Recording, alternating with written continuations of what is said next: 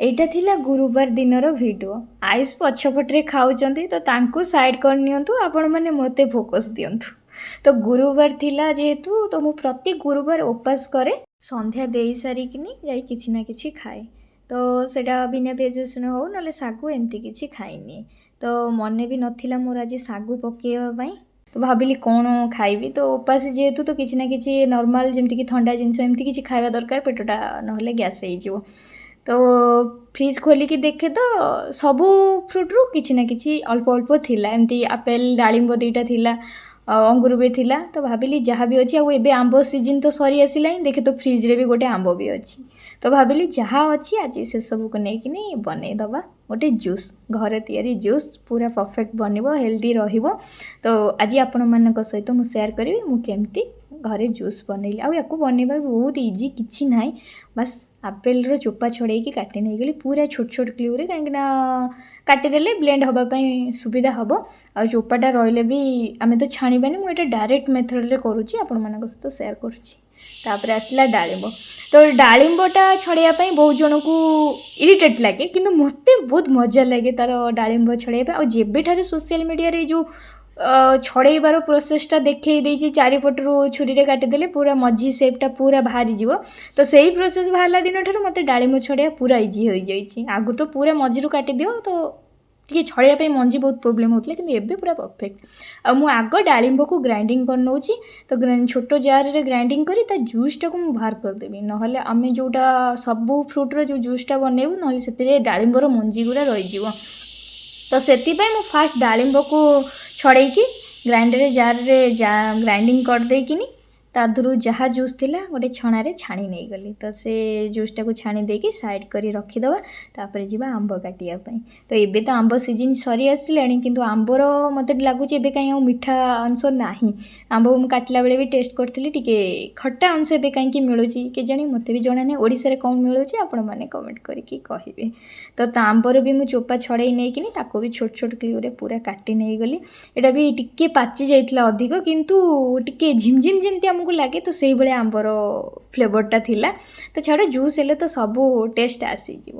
ତ ଆମ୍ବ କାଟିଲା ବେଳେ ସେପଟରେ କଲିଂ ବେଲ୍ ବାଜିଲା, ତ ଯାଇକି ଦେଖେ ତ ଆୟୁଷ ଆସିଛନ୍ତି। ତ ସେ କେତେବେଳେ ପଳେଇଛନ୍ତି ମୋତେ କହିକି ବି ଯାଇନାହାନ୍ତି, ତ ମୁଁ ଜାଣିନଥିଲି କୁଆଡ଼େ ଯାଇଛନ୍ତି। ୱାଓ, ତ ଏଇ ସରପ୍ରାଇଜ୍ଟା ଦେଖିକି ମୁଁ ବି ପୁରା ସକ୍ ହେଇଗଲି। ଆମର ଆକ୍ଚୁଆଲି ଏଇଟା ପ୍ଲାନ୍ ଥିଲା ଗୋଟେ ଫଟୋ ହେବ ଫ୍ରେମ୍ ବୋଲିକିନି, କିନ୍ତୁ ମୋତେ ସେ ଜଣେଇ ନଥିଲେ। ଏଇ ଆମ ପାଖରେ ଯେଉଁ ଗୋଟେ ସପ୍ ଖୋଲିଛି, ତ ବଢ଼ିଆ ଫ୍ରେମ୍ ହେଇକା ବନାଉଛନ୍ତି, ତ ସେ ଯାଇଥିଲେ ଦେଖିବା ପାଇଁ, ତ ସେଠି ଅର୍ଡ଼ର ଦେଇଦେଇ ଆସିଥିଲେ। ତ ଏଇ ଯେଉଁ ଆପଣ ଫଟୋଟା ଦେଖୁଛନ୍ତି, ତ ଏଇଟା ଆମର ଆନିଭର୍ସରୀ ଯେଉଁଠି ଆମେ ସେଲିବ୍ରେଟ୍ କରିଥିଲୁ, ସିଏ ଆମକୁ ଦେଇଥିଲେ ସେ ଫଟୋଟା। ମାନେ ଫ୍ରେମ୍ ନଥିଲା, ବାସ୍ ଖାଲି ପିକ୍ଚରଟା ପ୍ରିଣ୍ଟ ଆଉଟ୍ ହେଇକିନି ବାହାରିକି ଆମକୁ ଦେଇଥିଲେ। ତ ସେଇଟା ଥିଲେ ଆମେ ଭାବିଥିଲୁ କେବେ ନା କେବେ ତାକୁ ବନେଇବୁ, କିନ୍ତୁ ଏପଟ ସେପଟ ଭିତରେ ଆଉ ବନା ହେଇନଥିଲା। ସିଏ ନେଇକି ଏଇଟା କିନ୍ତୁ ବନେଇ ଆସିଲେ। ତ କେମିତି ଲାଗୁଛି ଆପଣମାନେ କମେଣ୍ଟ କରିକି ଜଣେଇବେ। ମୁଁ ତାକୁ ସାଙ୍ଗେ ସାଙ୍ଗେ ନେଇକିନି ଆମ ରୁମ୍ରେ ଟଙ୍ଗେଇଦେଲି। ତ ଛାଡ଼, ଆମର ଏପଟରେ କାମ ପୁରା ଅଧା ରହିଯାଇଛି। ତ ତାପରେ ଆମ୍ବ ହେଇକା କାଟିକି ତ ପଳେଇଥିଲି, ତାପରେ ଅଙ୍ଗୁର ନେଇ ଆସିଲି। ଫାଷ୍ଟ ଅଙ୍ଗୁରଟାକୁ କାଢ଼ିକି ଧୋଇ ଦେଇକି ଫାଷ୍ଟ ମୁଁ ଟେଷ୍ଟ କରିନେଲି ଅଙ୍ଗୁରର ଟେଷ୍ଟ କେମିତି ଅଛି। ନାହିଁ, ପରଫେକ୍ଟ ଥିଲା, ବଢ଼ିଆ ଟେଷ୍ଟ ବି ଥିଲା। ତ ତାପରେ କିଛିଟା ଅଙ୍ଗୁର କାଢ଼ି ନେଇଗଲି, କାଢ଼ିକି ତାକୁ ଧୋଇଦେବା। ଧୋଇକିନି ତା ମଞ୍ଜିଟାକୁ ହିଁ ବାହାର କରିବା, ନହେଲେ ଯେମିତି ଡାଳିମ୍ବ ମଞ୍ଜିଟାକୁ ମୁଁ ଜୁସ୍ କରିନେଇଥିଲି, ତ ଆର ମଞ୍ଜିଟାକୁ ପିସ୍ ପିସ୍ କରି କାଟିକି ତା ମଞ୍ଜିଟାକୁ ବାହାର କରିନେବି। ଫାଷ୍ଟ ତ ଆଗ କ୍ଲିନ୍ କରିବାକୁ ପଡ଼ିବ, ତାକୁ ଭଲସେ କ୍ଲିନ୍ କରିକିନି ତାକୁ ଛୋଟ ଛୋଟ କ୍ଲିଉ କରିକିନି କାଟିକିନି ତା ମଞ୍ଜି କାଟିଦେଲେ, ତ ତା ମଞ୍ଜିଟା ଅଟୋମେଟିକ୍, ପ୍ରାୟତଃ ମୁଁ ଦେଖିଲି ଗଣିକିନି ପ୍ରତି ଅଙ୍ଗୁରରେ ଦିଟା ହିଁ ମଞ୍ଜି ଅଛି। ତ ଏଇଟା ଜୋକ୍ସ ପାର୍ଟ। ତ ଚାଲ, ଅଙ୍ଗୁର କଟା ହେଇଗଲା। ତାପରେ ଖଜୁରୀ ଆଣିକିନି ତା ମଞ୍ଜିଟାକୁ କାଢ଼ି ନେଇଗଲି। ତ ସେସବୁକୁ ଗୋଟେ ପ୍ଲେଟ୍ରେ ସବୁ ସାଇଜ୍ କରିକି ରଖି ନେଇଗଲି। ତ ଚାଲନ୍ତୁ, ଏଥର କଦଳୀ।